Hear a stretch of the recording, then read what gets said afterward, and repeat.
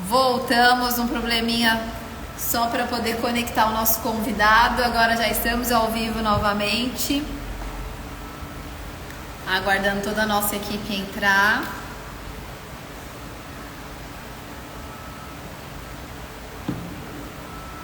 Já estou com as perguntas que nós coletamos durante o dia, com a nossa enquete. Aê!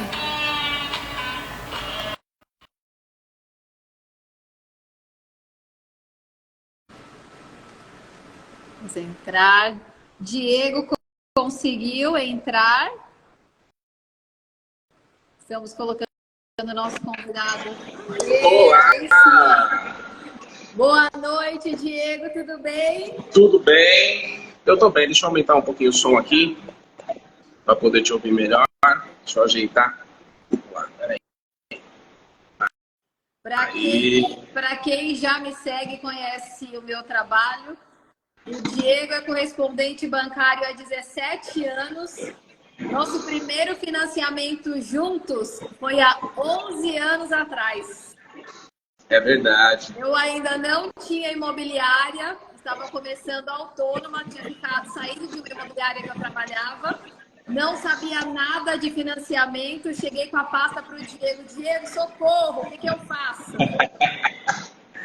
Verdade, né, Pri? Quanto tempo já passou, né? 11 anos já faz que a gente se conhece, já tem 17 que eu trabalho com financiamento imobiliário. Eu trabalhei com corretor durante muito tempo também. Hoje não atuo mais como corretor de imóveis, né? Mas foram longos 23 anos trabalhando também como corretor de imóveis. Então, assim, a gente angariou alguma experiência como corretor, né? Como documentista e também como correspondente bancário. Bastante experiência. Diego, nossa equipe abriu uma caixinha de perguntas para os clientes irem mandando para nós. Então, nós já temos algumas perguntas aqui. E aí, surgindo mais, vai conversando. Uma das perguntas que nós temos, até uma cliente que nós atendemos essa semana, ela tem imóvel financiado em Santo André, mas ela não utilizou o fundo de garantia. Ela está foi transferido para Então, aí é uma grande... Essa pergunta é uma grande pegadinha, né? Todo mundo sempre tem essa questão do FGTS. Nesse caso dela, ela não pode utilizar. Por quê? Porque ela tem imóvel financiado, tá? O que o normativo da Caixa ele fala? Que você não pode ter financiamento ativo em nenhuma parte do Brasil, tá? Não somente na cidade limítrofe, não somente na cidade que ele mora, em nenhum. Financiamento ativo não pode ser utilizado fundo de garantia, tá? Agora, ele... que muitos dos clientes vêm de São Paulo achando que assim, lá em São Paulo, aqui eu posso... na realidade não funciona. Essa cliente, no caso, se o imóvel dela fosse quitado, ela tem um imóvel, nunca utilizou o fundo de garantia. Esse imóvel, ele estaria fora da cidade que ela mora, estaria fora da cidade que ela trabalha, né? No caso, que ela moraria e trabalharia em Itanhaém, então ela não faz divisa com Santo André e também não faz parte da mesma região metropolitana. Aí, neste caso, dentro das regras que ela mora aqui há pelo menos 60 dias, ela poderia, sim, estar utilizando o fundo de garantia. Mas, como ela tem imóvel financiado, tem um financiamento ativo, ela não pode estar utilizando. Então, mas essa é uma pergunta, eu tenho financiamento, eu tenho imóvel financiado. Aí o cara fala, mas tem imóvel, não é, mas está financiado ainda, então não tem jeito. Esta cliente não pode utilizar o fundo de garantia. Fundo de garantia é bastante gente pergunta, né? Fundo de garantia é um tema que tem bastante dúvida, porque tem muita regra, né? Então, algumas dessas regras mudaram recentemente. Então, dá um nó mesmo na cabeça da galera. Alguma mudança boa ou não? Só a regra que impede mais? Olha, uma mudança boa caiu aquela questão de você ter que comprovar 1 ano. Agora são 60 dias, né? Você com 60 dias de moradia onde você mora ou onde você mora ou onde você trabalha, com a limítrofe, você pode estar utilizando. Então é uma coisa boa, não precisa mais estar um ano morando. 60 dias já dá para fazer. Boa. E seria até a próxima pergunta. Por quê? Eles foram transferidos e a empresa tem então, exatamente. Se ele tiver lotado, né? Se o local de trabalho dele for aqui, ele morar aqui, ele pode estar utilizando, tá? Mesmo que ele tivesse o imóvel em Santo André, se fosse quitado. Mas como tem, como ele está financiado ainda, com financiamento ativo, não tem jeito. uma outra pergunta que foi do seu Manuel. É aposentado. É aposentado.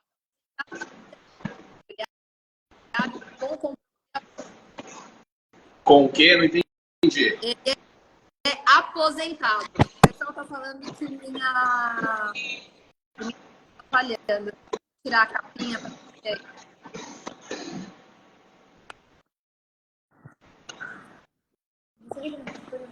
Para ver se é o ventilador. Vê se melhorou minha voz. Melhorou um pouquinho. Ele é aposentado e se ele pode comprar um imóvel aqui, é isso? Se ele pode fazer financiamento. Ele é aposentado. Pode. Ele pode fazer financiamento só com o comprovante do benefício? Pode, normal. O aposentado funciona assim. A gente... Vamos partir do princípio que ele é aposentado, ele já tem uma certa idade, né? Vamos tirando aqueles casos que é aposentadoria por invalidez, né? O meu amigo Cleber Shimomura mandou um abraço. Um abraço, Cleber. Quanto tempo que eu não te vejo. E Lívia e Jéssica, obrigada pela dica. O cara é aposentado, tá? Então vamos partir do princípio que ele, se ele é aposentado, ele é um pouco mais velho. Tirando aqueles casos que é aposentado por invalidez, tem uma outra série de aposentadorias, correto? Todo financiamento, não só Caixa, mas qualquer financiamento, ele precisa terminar com o cliente tendo 80 anos e 6 meses, tá? Então, dentro essa matemática do cliente terminando o financiamento com 80 anos, se a renda dele comportar, às vezes o cara tem 60 anos, ele pode fazer financiamento de 20 anos. Às vezes o cliente tem 70, ele só pode financiar 10, tá? Então, quanto menor o tempo, mais renda ele tem que comprovar, ok? Então, se o comprovante de benefício dele for um benefício com um valor alto, que comporte a parcela que ele vai precisar fazer num curto prazo de contrato, dá para fazer, tranquilo, tá? Agora, ele recebe uma aposentadoria com um valor um pouco menor. O prazo dele vai ser pequeno. Essa conta, essa matemática não vai fechar.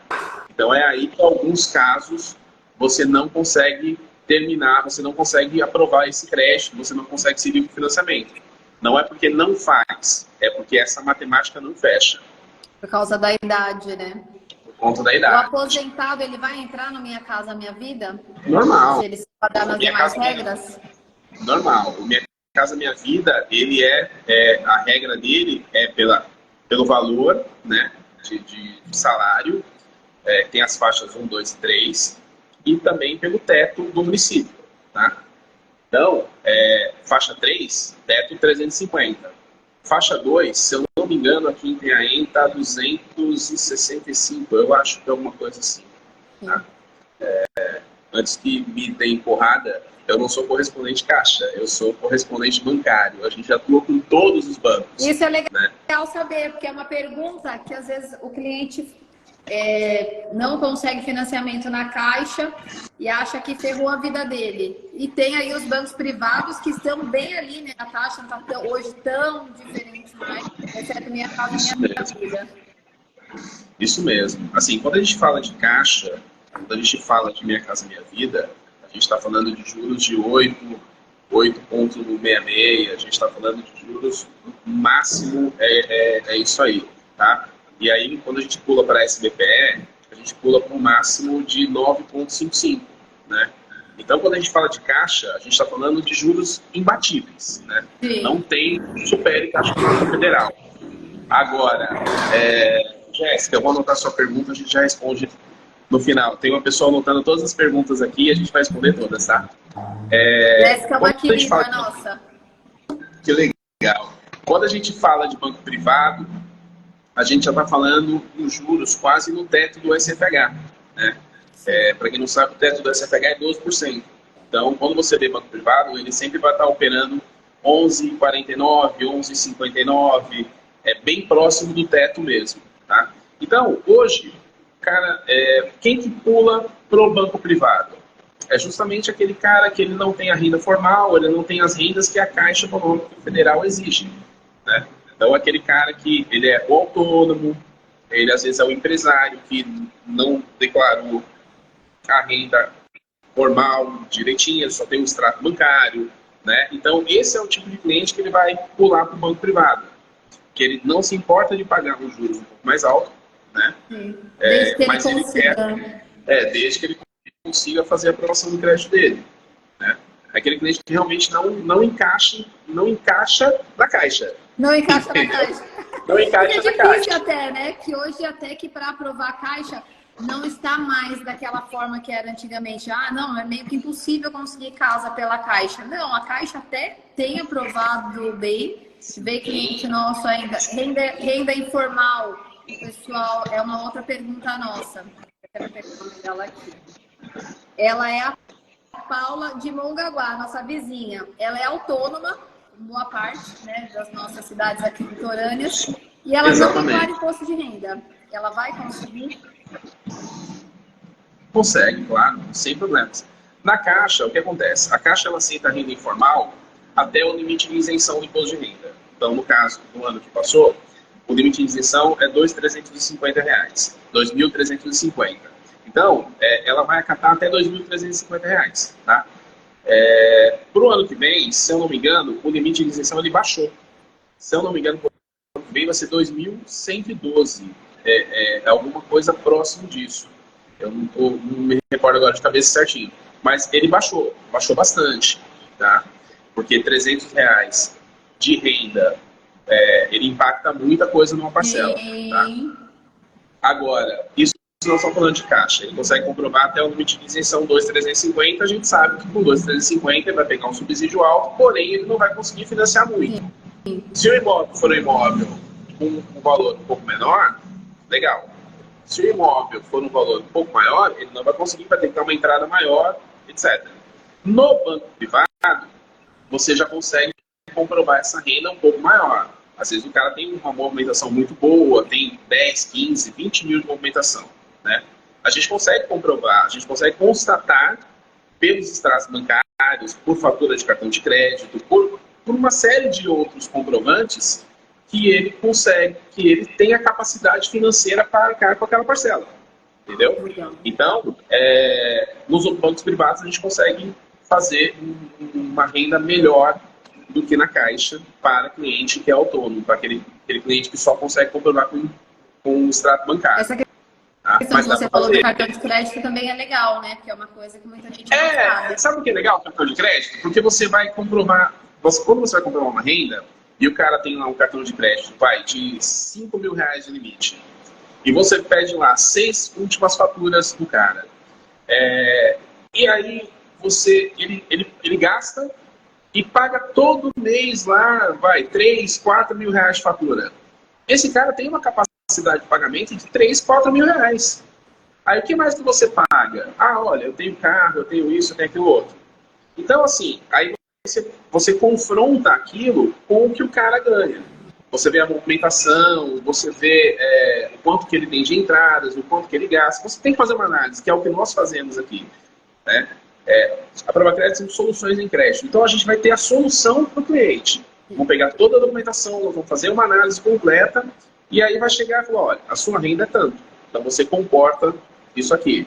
E vai chegar, vai fazer a abertura de conta do cliente, no banco privado, assim, já mastigada para o gerente, falou, olha, nós fizemos essa análise de crédito e a gente acredita que seja essa a renda do cliente. E geralmente é a renda que é acatada, porque a gente faz toda essa análise. Então, dá para comprar sim, esqueci o nome da moça de Mongaguá.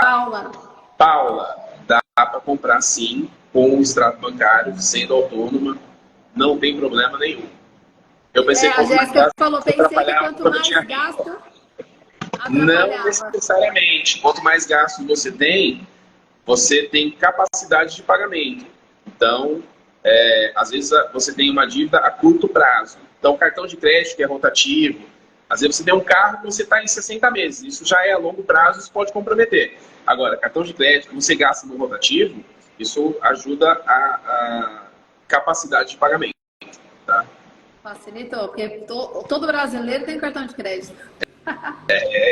Gasta cartão é bom, cartão sobe rente, cartão ajuda muito. Aqui em Mongaguá, tanto nós da Absoluta quanto a Prova Crédito atende a galera de Mongaguá, são muito bem. Atende a galera de Mongaguá, a Prova Crédito atende todo mundo. Não temos essa distinção de território, não. É verdade. Tem agora a pergunta do Alessandro, também foi uma cliente atendida por mim. Ele tem uma restrição do Detran de multas de IPVA que ele não pagou e aí restringiu o nome dele. Isso vai impedir a aprovação de crédito? Vai. Se ele está com uma restrição e negativou o nome está negativado. Não tem jeito, tá? Sim. Então, ele tem que limpar, tem que correr atrás, tem que verificar o que é o Detran, o que é do Detran para ele poder pagar e tem que regularizar. Quando é restrição, não tem jeito. Quando é restrição, ele impacta, às vezes o crédito até aprova, tá? Mas na análise jurídica lá da frente, ele vai pegar essa restrição e vai impedir a emissão do contrato, vai dar um problema e vai parar o contrato lá na frente. E até pior, porque quando aprova, mesmo com restrição, e o processo segue, e ele trava lá na frente, a expectativa do cliente, já que ele vai assinar, a expectativa do corretor é que ele já vai terminar a venda, que ele vai receber. Então é muito pior o processo parar lá na frente do que a gente parar ele aqui no começo, regularizar e começar de novo. Entendeu? Sim.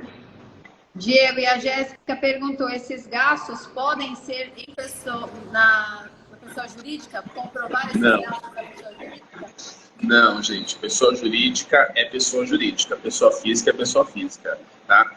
O que dá para fazer quando é pessoa jurídica, a gente consegue comprovar com um prolabore, tá?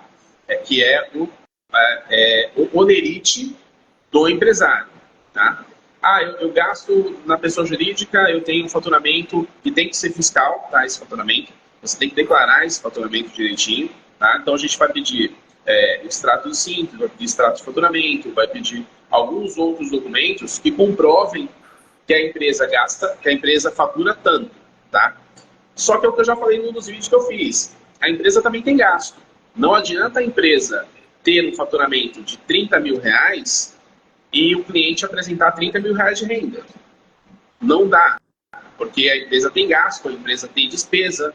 Então, é feito também uma análise em cima disso para ver qual o valor de renda que aquele cliente pode colocar no prolabore. Não. Entendeu? Vai ser todas as entradas na empresa, né? Se a empresa recebe 100 mil reais e ela gasta, o proprietário da empresa pega os 100 mil reais, ele não paga funcionário, ele não paga aluguel, ele não paga gasolina, ele não, entendeu?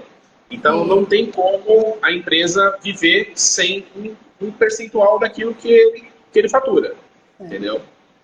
E até a outra pergunta dela, é possível ter um financiamento, fazer um financiamento bancário de um imóvel, já tendo um outro financiamento? Sim, é possível, desde que a renda comporte, tá? Eu tenho clientes que têm 3 financiamentos. A renda comporta, então ele tem 3 financiamentos. Hoje está muito, vou colocar na moda, né? É o cara fazer alavancagem de imóvel. Então, o que eles fazem? Às vezes o cara vai lá, financia um imóvel e já aluga. Sim, nós temos clientes aqui no escritório que fazem isso. Exatamente. O investimento dele é esse, imóvel. Ele financia, põe para alugar. A casa já está se pagando, ele financia um outro imóvel. Exatamente, entendeu? Então, o cliente vai lá, financia, põe para alugar. Aí ele financia outro, põe para alugar. Financia um terceiro, aluga. Aí daqui a pouco aquele primeiro já quita. E assim o cara vai fazendo, isso é alavancagem. Então, dá para fazer. Enquanto a renda comportar, você vai financiar. Lógico, não vai financiar o Minha Casa Minha Vida. Você vai financiar de SBPE para banco privado. Tá? Mas dá para fazer tranquilamente, sem problema nenhum. Eu tenho uma pergunta aqui até do Sérgio, um cliente que nós finalizamos o financiamento dele. O pessoal de Ubatuba, que tem FGTS, sendo litoral norte, pode utilizar aqui Itanhaém, litoral sul? Quem mora, trabalha no litoral norte de São Paulo, pode utilizar FGTS aqui em Itanhaém? Mora e trabalha em São Paulo, não pode... desculpa, mora e trabalha em Ubatuba, não pode sacar fundo de garantia em Itanhaém. Não é limítrofe, não faz parte da mesma região metropolitana. Entendeu? No caso do Sérgio, ele trouxe a empresa dele para cá, né? Ele comprou com a gente e ele sacou com garantia. Mas por quê? A empresa dele, ele tinha uma empresa lá em Ubatuba, ele trouxe a empresa dele para cá e ele mudou para cá e aí ele passou a morar e trabalhar aqui já há mais de 60 dias, então ele conseguiu comprovar que ele estava aqui, que a empresa dele estava aqui e ele sacou. Mas no caso dos clientes que moram lá e trabalham lá, não tem como sacar. Não tem jeito. A não ser agora esses 60 dias, né? Exatamente. Uma outra pergunta agora. Eu tenho terreno e não tenho dinheiro para construir. A Caixa financia? Financia. O terreno dele? Financia. A Caixa tem um produto que financiamento de terreno próprio, né? Que dá para financiar também o terreno e a construção, tá? Esse é um produto da Caixa que aqui embaixo não é tão difundido, sabia? Sim. No interior é muita gente. Eu tenho um parceiro em Bauru que ele faz muito terreno de construção, porque ele vende nos condomínios. Lá tem muito condomínio de alto padrão e ele faz terreno de construção lá, assim, 3, 4 milhões por operação. É muito pancada.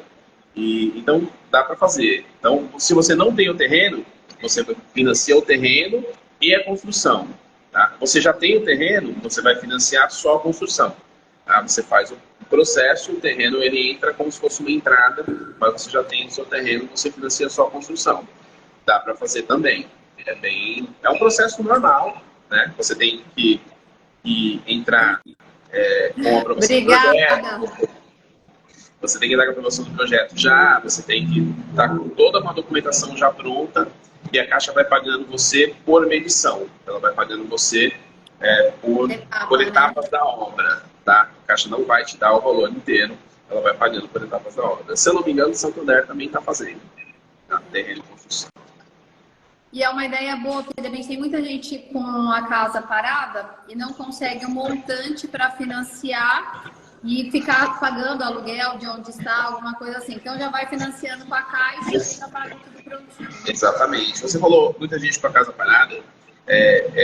Um tema legal de falar é que tem um produto em todos os bancos, tá?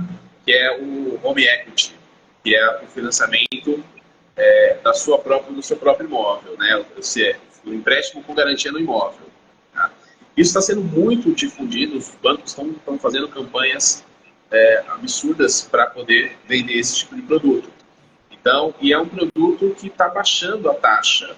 Então é importante até a quem tem, às vezes o cara está precisando de um capital para fazer algum investimento, às vezes algum construtor está precisando de um capital para iniciar uma obra, está com uma casa parada e precisa começar outra. A gente sabe que tem alguns produtos que eles encalham na prateleira, né? Sim. A gente sabe que tem alguns construtores que fazem 50 casas, mais uma encalha. E às vezes ele precisa daquele capital de giro para voltar a investir em outro lugar melhor, alguma outra oportunidade. Então, tem esse produto que é o crédito de garantia de imóvel, que você pega o seu imóvel, seu próprio imóvel, e financia ele em seu próprio nome.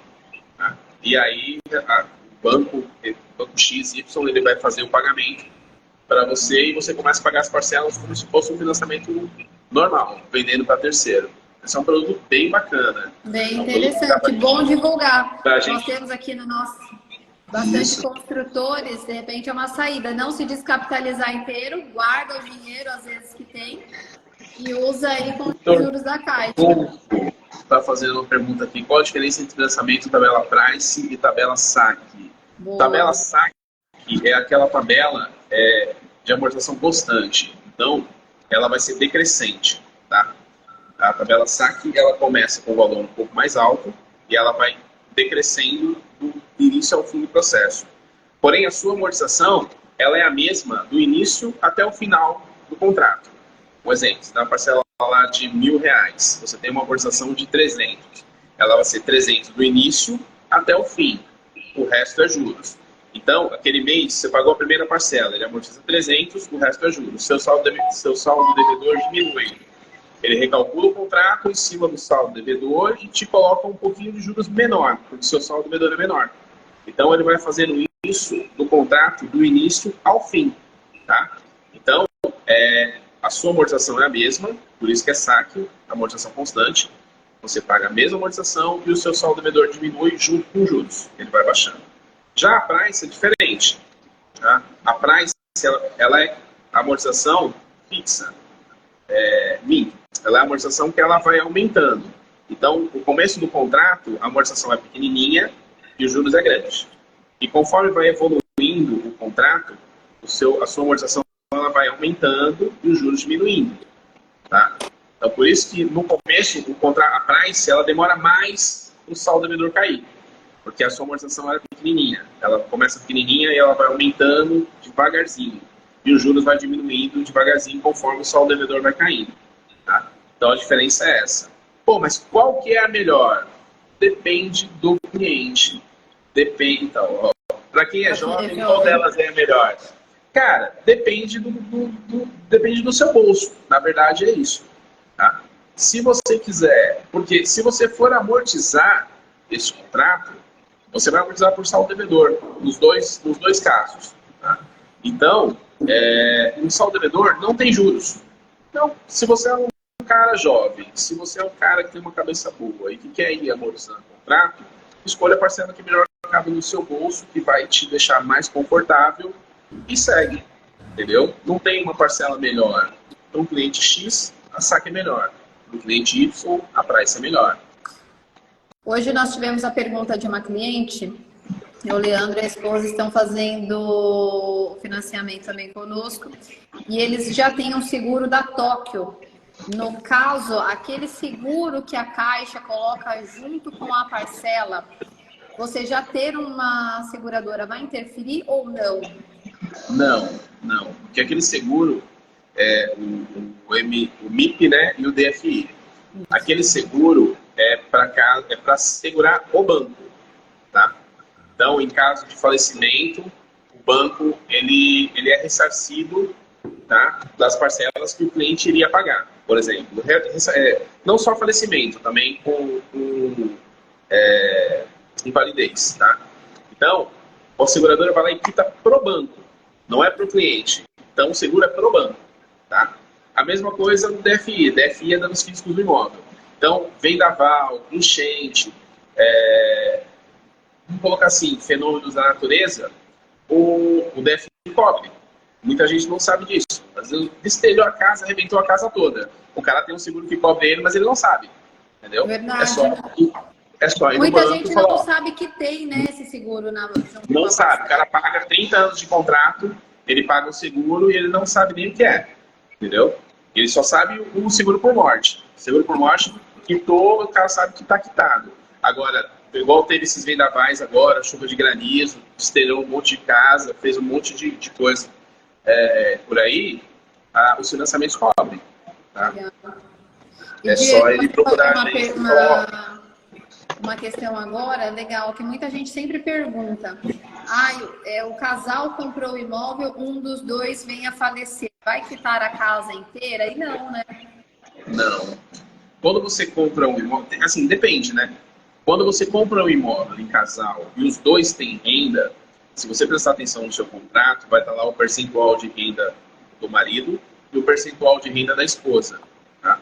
Então, quando um dos dois vem a falecer, o seguro ele vai cobrir o percentual referente àquela renda. Então, o marido tem 30%, a esposa tem 70%. O marido morreu, vai cobrir 30% do contrato, tá? 30% do saldo devedor. Agora, quando é marido e mulher, e às vezes a renda é um só, porque às vezes só tem renda um e o outro ainda somente como anuente. Aquele que faleceu, que tem a renda, ele quita, tá? Se falecer o outro, aí não muda muita coisa. A pessoa só vai ficar com a tristeza e o Vai financiamento vai ficar na tristeza e com a dívida ainda. Ó, que pecado a gente falar isso, mas é isso mesmo. Diego, uma pergunta aqui da Ana. A pessoa, são casados e só a esposa está com restrição. Só ela está com restrição. O marido está com o nome limpo, tudo certinho. Pode fazer o financiamento? Pode fazer caixa, mas pode fazer banco privado. Tá? Quando você fala de SBPE, quando você fala que SBPE é o mesmo para caixa e para banco privado utiliza a mesma taxa. Não é a mesma taxa, utiliza o mesmo segmento, tá? Que é o SBPE. Então, o que acontece? Eu não sou obrigado a colocar o casal, eu posso entrar só com um, entendeu? Legal. Então, a gente pode fazer o financiamento apenas no nome de um, tá? O outro vai acabar assinando com uma anuente, mas dá para fazer no nome de um só. O que acontece é que, às vezes, muitas das vezes, um puxa o outro. Então, quando você é casado, e geralmente você tem alguma coisa junto com o seu marido, né, junto com a sua esposa. Quando você vai colocar um sozinho, abre um rating, abre uma situação. Quando você coloca o CPF do anuente junto, automaticamente ele derruba o CPF que tá bom. Ele derruba a classificação do cara. Então, dá para fazer, porém, às vezes, o CPF que está com algum problema, ele vai derrubar o CPF que está bom. Tá? Mas dá para fazer. Eu já fiz alguns processos que passou só no nome da pessoa que estava sem a restrição. Tá? E muitas das vezes, até quando o cara tem a restrição, se você pedir um parecer jurídico, o banco, às vezes, ele acata e deixa fazer. Tá? Legal. Então, às vezes as pessoas estão perdendo... hoje eu fiz uma reunião numa imobiliária e um corretor olhou para mim e falou assim: nossa, cara, como eu perdi venda na vida. Nossa, eu falei, até eu tô pensando aqui agora, puxa vida. Como eu perdi venda na vida, Diego? Eu falei, pois é, às vezes a gente perde algumas coisas por a gente não saber, né? Sim. E até Mas essa é isso aí. questão, Então, a Caixa permite embutir a documentação no financiamento? permite. Legal. Só que a Caixa, como é que ela opera com a documentação? Ela vai financiar 5% do valor financiado. Ela não libera 5% do valor de compra e venda igual aos outros bancos, tá? Então, às vezes o cara vai financiar só um pouquinho e ele quer pagar as custas, ela vai financiar somente 5% dos 80% permitido para o cliente. Tá? E esse 5% sai dos 80%. Então, o cliente utilizaria 75% do valor do imóvel como financiamento e 5% para fazer a documentação. Tá? E tem que ressalvar uma coisa muito importante. Esse dinheiro só volta para o cliente depois do contrato estar registrado. Então, do mesmo jeito, o cliente tem que arrumar o dinheiro para fazer a documentação e depois ele é ressarcido. Legal. Tá? Os bancos privados. Os privados financiam 5% do valor de compra e venda. Legal. Mas aí, também só depois de registrado que libera, né? O Santander, por exemplo, ele paga antecipado, tá? O Bradesco também. O Itaú agora mudou a política, ele está pagando também só depois do ressarcimento, igual a Caixa. E todos eles, tá? Tem que sempre lembrar que não é 80% mais 5%. Esse 5% sai do valor máximo financiado. Tá? Então, o cliente vai financiar, ele tem direito a 80% de financiamento, vai virar 75% e 5% destina-se à documentação. Tá? Legal, ele não vai legal. financiar 85%, por exemplo. Tá? Ou seja, Itaú. Vai ter que financiar 75%. Vale lembrar que o Itaú ele chega até 90% de financiamento. Bom. Então, se o cliente for bom, geralmente a gente consegue chegar a 90% no cliente que ele é personalité. Tá? Como é que classifica o cliente personalité? É um cliente que tem mais de 15 mil de renda. Então, geralmente, esse cliente ele classifica como personalité, ele tem que ser classificado cara com personalité ou ir a alguma agência e pedir para migrar ele para personalité. Geralmente, esses clientes eles abrem 90%. Então, é bem legal para aquele cliente que não tem uma entrada, não tem uma entrada completa, né? Não tem uma entrada muito alta, mas ele tem uma capacidade de pagamento boa. Né? E tem, a gente sabe que tem aqueles clientes que eles conseguem pagar muito, mas não conseguem juntar dinheiro. Né? Verdade. Quanto mais ganha, mais gasta. Quanto mais ganha, mais gasta. Eu não sei quem é desse jeito, mas tudo bem. Então, como é que pra gente correr também é assim. Como é que funciona? Esse cliente, ele é um cliente ótimo do banco, o banco vai financiando 90% para ele ter uma entrada um pouquinho menor. Esse cliente é legal para colocar a documentação embutida, porque ele vai ter um limite de 10% a mais do que qualquer outro cliente que ele pode estar utilizando. Então, ele financiaria 85%, que já é mais do que os outros, e ainda gastaria 5% para fazer a documentação. Legal. A taxa de juros aumenta quando coloca a documentação ou não? Isso é mito? Não. É importante você falar de taxa de juros, porque taxa de juros, principalmente no banco privado, ela tem uma variação. Tá? Então, geralmente essa variação é diária. Tá? Então, eu já rodei cliente aqui, por exemplo, em Santander, que ele pegou taxa de 11,09 um dia, aí, por algum motivo, o cliente falou, não, eu quero mudar a avaliação, porque eu não vou dar mais X de entrada, vou dar Y, vou precisar alterar. A gente cancelar o crédito dele e entrar aprovar o cliente novamente e ele aprovar em 11,49. Entendeu? Então, ou tem seja, essa tá com uma taxa boa, já corre e aproveita. Tá com a taxa boa. Pegou menos que 11,30, pegou 11,09, aproveita. Não mexe mais naquilo. De repente você pode virar e depois você pegar uma taxa maior. Entendeu? No caso do personalité, ele chega até 8,5%, viu? Caramba. Tem casos de clientes que a gente fez personalité que ele ficou com juros menor que a Caixa. Aí, ó, Lívia, já vamos ligar para os nossos clientes tentar perceber. Vou ligar para o cliente e falar, quanto o senhor ganha? Eu ganho tanto. Vai ali na agência do Itaú, por gentileza, abre uma continha personalité, vamos aguardar uma semana aí e ver qual que abre o rate do senhor. Bacana, ou da senhora. Bacana, bom saber. Bom, vamos ver se tem mais alguém com alguma dúvida. Daí, dos seus clientes, alguém mandou alguma dúvida, Diego? Mais algum ponto? Consigo vender o imóvel faltando parcelas de financiamento? Consegue sim. Essa modalidade de financiamento chama interveniente quitante. Tá?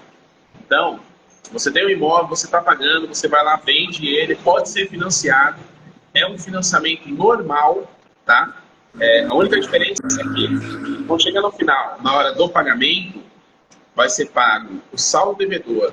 No dia da assinatura, é pago o saldo devedor para o banco que está vendendo a dívida, no caso, né? O banco já está financiado, e a diferença desse saldo devedor para o que foi financiado vai para o vendedor. Legal. Então, dá para fazer, sim, financiamento. A gente já fez vários aqui, interveniente quitante, já fez um monte. Tá? O cliente deve... Às vezes, a gente faz financiamento com interveniente quitante e o cliente sai com R$1.000, o vendedor, porque ele já... Ele pegou, não aguenta mais pagar, ele não quer que o nome dele fique negativado, ele não quer que tenha um problema futuro com a execução, alguma coisa, ele já põe para vender. Então ele foi lá, colocou para vender pelo preço do saldo devedor, conseguiu vender, tal, tudo bonitinho, ainda sobrou R$1.000 no bolso dele. Foi até uma atitude sábia, né? Porque às vezes não consegue pagar, começa a se enrolar, vai aí para uma execução, perde o imóvel. A gente vem de um tempo de recessão brava, né, Pri? A gente vem de um tempo de uma pandemia que arrebentou com muita gente. Então, a gente pega alguns clientes aqui que eles vêm... geralmente, quando o cliente vem assim, se ele consegue ainda pagar as parcelas, só deu uma enrolada na vida e consegue pagar, a gente tem que ir lá e fazer uma renegociação da dívida dele. Eu esqueci o nome da renegociação agora, mas a gente renegocia, rebola todas as parcelas e coloca tudo de novo, tá? E aí o cara pode fazer isso até 3 vezes na Caixa. Então a gente renegocia o saldo devedor, ele volta a pagar as parcelas normais e vai embora, tá? O Banco Central já atualizou o sistema para financiamento? Não entendi muita pergunta. Mas falando um pouquinho do Banco Central... Livânia é parceira nossa, corretora também, todo mundo aqui atento para as novidades. Oi, Livânia. Eu não entendi muito bem a sua pergunta, mas aproveitando o gancho do Banco Central, uma coisa muito importante a ser dita é cuidado com esse Desenrola Brasil, tá? Por que cuidado com o Desenrola Brasil? O Desenrola Brasil vai jogar muita gente no Banco Central, vai jogar muita gente com dívida e prejuízo, vai jogar muita gente no SR. Por quê você está falando isso, Diego? Porque você tem uma dívida de 10 mil reais, do Desenrola você paga com 1.000, você está deixando 9 mil de prejuízo, certo?